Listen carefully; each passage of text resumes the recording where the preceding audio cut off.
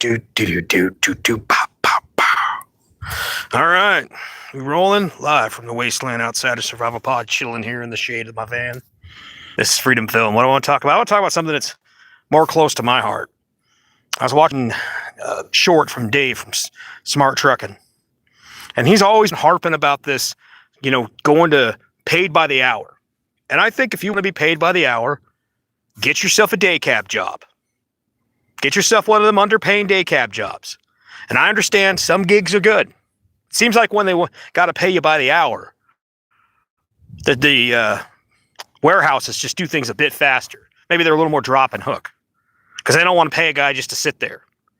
You drop that trailer, then you pick up another one. You just keep on moving. When you're OTR and you're doing cents per mile, you will get stuck some places sometimes. But I want to talk about the differences and why I prefer cents per mile and how I would get rid of the 70 if I could. Yeah, this is a conversation for my people. It's not the general thing I talk about. It's Freedom Phil, like, subscribe. Let's get into it. Hey, turn up the video speed. Why do I always say that? Because if you're watching videos at regular speed, what are you doing? Turn up that video speed, turn it up to 1.75 when I upload this. Let's get into it. Most of the guys I run into that talk about wanting to go over to paid by the hour, they think if everything's going to be the same, it's going to be all hunky-dory. They're just going to pay you by the hour. But I can tell you this. A lot of jobs, once they go from production, how much performance, paid by performance, and that's cents per mile, paid by performance. What do you see? What do you see in jobs where they get rid of performance? You just see people doing the basic minimum. Well, I could slow down. I could do all this. No, you still got to make your mile. Still got to get to the location, regardless of whether you're by the hour or otherwise. The one thing I would say would be nicer when it comes to paid by the hour is it might light a fire under some of these warehouses' asses. But then again, if you work for a decent company after you've been there for 2 hours, you start getting detention pay. And what is that, about 20-something bucks an hour now? That's not as good as what I'd make. I make anywhere. When I left, I was making 65 cents a mile. So you're talking 45, getting up to $50 per hour. Now, you're going to tell me that you're going to have your average Joe Blow making that type of money? Well, you don't make that much. Added up, 70 miles per hour. And some of the companies back when I left, before this country got absolutely flooded with H-1B foreigners, some of them don't even have their licenses. Yeah, the industry was paying better a few years ago when I left. And while I'm looking forward to going back to it this spring, I gotta have to be fresh meat. It's kind of really pisses me off because it's like I got 9 years of experience and I gotta be fresh meat because of all these foreigners. But when you look at the whole thing of paid by the hour versus cents per mile, if you're doing local work, dump truck, cab over, shuffling around a local region or area, I get it. And you're the type of guy like can haulers. You work this many hours, then you go home, you see your wife and kids. OTR is not that game. OTR has never been that game. OTR, is basically you leave and a week to 2 weeks later you get back. And if you do it right, here's how cents per mile works really good. You don't take just any company. You look for companies that have long loads. Like they got a central terminal or a drop yard on some part of the country. And some local guy, your day cab guy, who's probably making per hour, he's making less than you, by the way. But he gets to go home, so that comes with its benefits. He brings that trailer in. You blast off after getting your 34, and you hook up to that truck, and you go 2 to 4 days through the country. Let me give you an example. I used to pick up loads around Boise, Idaho, and I'd take them over to Chicago. I'd take them down to Atlanta. I'd take them to pretty much not quite to the East Coast, but, that kind of getting easternish range. And then I'd unload, let's say, out of Atlanta. And the unloading part can be an annoying pain in the ass. And if you do it right, the first day you run super hard. That way you recap 11 hours. Second day, third day, you do this. That way your recap works really good. And then the last day, it's only like a partial day. So you get there, you take your 10-hour break, have them unload you while you're on your break. They get finished unloading you, hook up to the trailer. Pro tip, if you're backed into a dock, just drop the trailer, pull ahead a little bit if there's space. That way, when they're unloading you, you don't even hear it. They give you the call, hey, we're done. Bring in, the lumper's fee for however much. And then you do I don't know if it's still possible, the 5 mile an hour creep outside of that way, 5 mile an hour shuffle. That way it doesn't turn your clock on. Just park on the side street, catch some Z's, and then head to the next pickup. So somewhere around the greater Atlanta area. Pick that up, and then let's say I bounce one unload over to, say, somewhere in Texas, Houston or Fort Worth, Dallas, Fort Worth. Then you get one of those loads that either takes you up through Colorado, back up towards the northwest, or you bounce over toward California, do 1 drop, 2 drop, 3 drops, drop in Spokane, and then maybe I'll get a load out to the Washington coast. Pick up a load of meat, take it back, because remember, even if you were the best, most dependable dairy cow in the world, the retirement plan for dairy cows is still Taco Bell.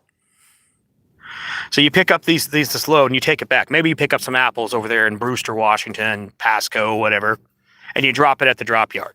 And then you've been out for X amount of time. You've been maxing out your time. So you're going to get a goddamn good check off that type of run. That's where you're making money. You're burning out your 70 in 6 days. Now, here's my problem with the system as it is. If I get 10 hours of sleep, why can't I just have a fresh day to work with, regardless of how many hours I use? Get rid of all this recap shit. Get rid of the 70-hour work week.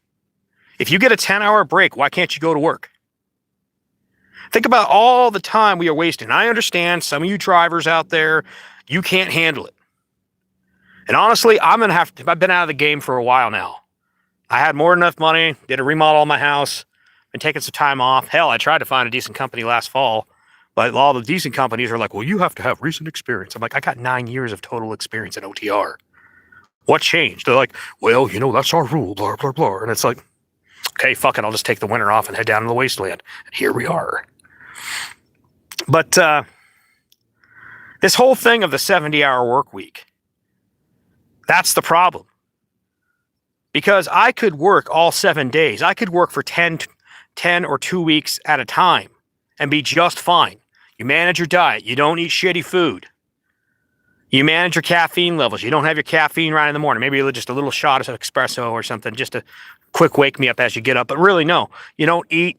You do that kind of intermittent fasting thing.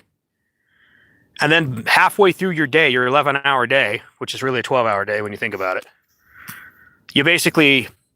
you go and make your coffee.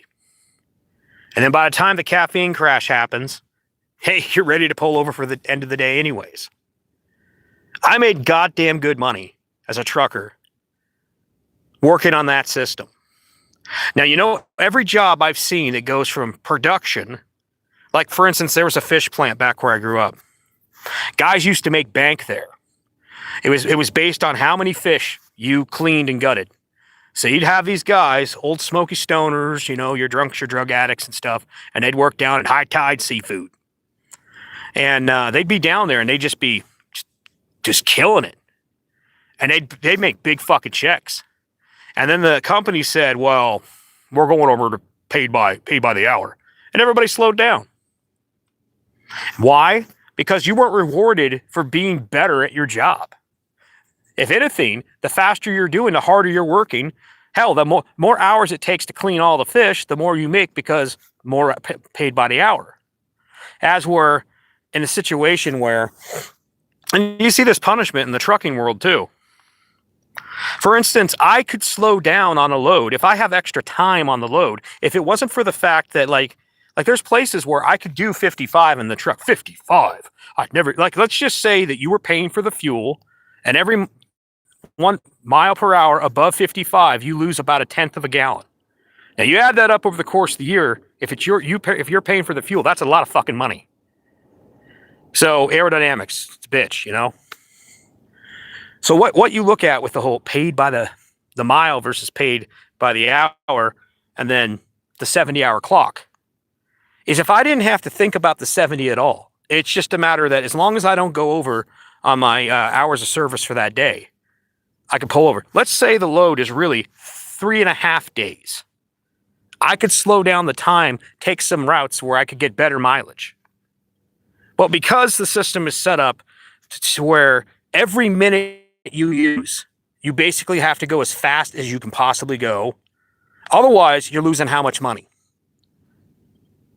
That system there, like either way, regardless if I get to the place down south in 3.5 days or 4 days, I'm going to make the same cents per mile. So all that time, extra time that I would have wasted saving the company fuel, whether it's my company or the company's company, like say I get a fuel bonus. Generally, the fuel bonus doesn't work out to be more than I would have lost in pay. So from my perspective, it's just in my best interest to go, if the truck goes 68 or 70 miles per hour and I can legally do that, that's what I'm doing. Now, if I didn't have to think about the 70-hour work week, and it didn't really matter, if it was no recap, there was no 34-hour reset, I could take my time if I had extra time. The system forces drivers to drive faster. Now people say, what about paid by the hour? Well, you're just going to have a hard time convincing me, a guy that made money, that any job that pays by the hour pays more. All the jobs where I grew up, chip truck drivers and all that, log truck drivers, they don't pay what OTR pays. And with OTR, because you can work 70 hours, so you could burn out, let me give you the straight numbers on this. You could burn out a 70-hour in 6 days. What? I mean, just think about it. All you're doing is sitting on your ass all day, driving across the country. You got a dash line here and a skinny line over here. You stay between them, and you don't tailgate people. And if someone's tailgating you, you slow down to get them to pass you. And you pick a lane and stick with it. That way you're not making, hastily done things. Like some guys, they try to pass you just so they can jerk themselves into the off ramp, and it's just like, wow, you saved 10 seconds there. You saved a second. And then you got stuck waiting at the light, so you saved no time at all. It's a pretty laid back job. Once you get your body rhythm right, you get good sleep, you eat well, and you manage your caffeine. Once you get a good rhythm going, you can do this for weeks on end. And then you see, instead of making 40 hours in a week, you made basically you could really run 80 hours. I'm not kidding you. You could run 80 hours. You could basically make, instead of 40 hours, paying less than you would have made cents per mile, you now make 2 incomes. You're making double what most people make. So I don't want to see the 70. I'd like to get rid of the 70, but I don't want to see us going to 40 hours a week. Because at that point, trucking just becomes a job like any other that's going to be underpaid. And then, at that point, it'll probably be completely taken over by the foreigners. And eventually they'll just turn it into automation. Because remember, if they have to pay you vastly more, if they have to employ twice as many people, that means twice as much Social Security, twice as much health insurance, twice as much unemployment insurance, twice as much taxes. That is one more motivation for them to go automated that much sooner.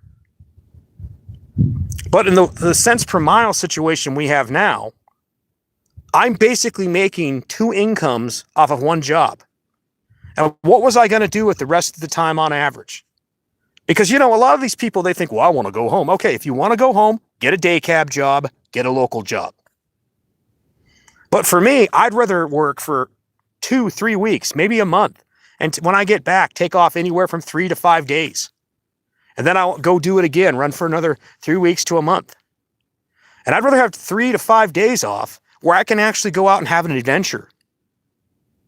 You get done running and you hop in your van and you go to the lake, do some fishing, or maybe there's a festival somewhere and you go hit that up. But I'm a natural nomad. So for me, living in the truck or living in the van, that's just the way I am. I get that what I do is probably too hardcore for most of you. But yeah, when I see all these jokers, these guys, and by the way, a lot of you, if we're just being honest, you were never meant to be in an OTR rig. The only reason you got a CDL is because the job that used to exist in your hometown doesn't exist anymore. And so you're doing trucking as a last-ditch effort to keep from losing your house, losing your wife, losing your kids. And by the way, there are a lot of guys, when you go out to OTR is a marriage breaker. It ain't nothing worse than lonely people that lose their... We don't have the morals we used to have in America. I'm just going to say it. And so if you're thinking you're going to save your family by driving a truck, shit, man, you might be just lighting your marriage on fire. Because a lot of women be out fooling around these days. Not all, but a lot of them. So what I'm getting at with this is it really is a single man natural nomad's game that just happens to have a lot of normies in it. But, you know, I just think paid by the hour, that's the type of thing where it'll just ruin the industry. Cents per mile, pick the right company. Don't do short haul loads. Don't work for a company that does this. You know, they're like, we got a long load. How many miles? Oh, it's 1,000 miles. That ain't long. That's less than two. That's a day and a half. Shit, I can run 700 miles in a single day at the last company I worked for. 700 miles. So we're talking like not even a day and a half of work.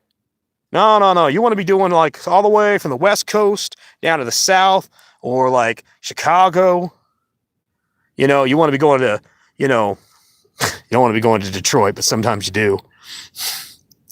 You want to get those loads that really take you somewhere. But if you can't get a good company, that's a lot of the problem. A lot of these guys just take whatever's close to their family. If you don't get a good company, and you know, another thing with finding a good company is a company that has a lot of drop and hook is your friend. Because every time you don't have to sit there waiting to get loaded. That's money in the bank. You know? But, you know, I don't know. That's just my thoughts. It's just a trucker conversation. Freedom Phil, like, subscribe, take it easy.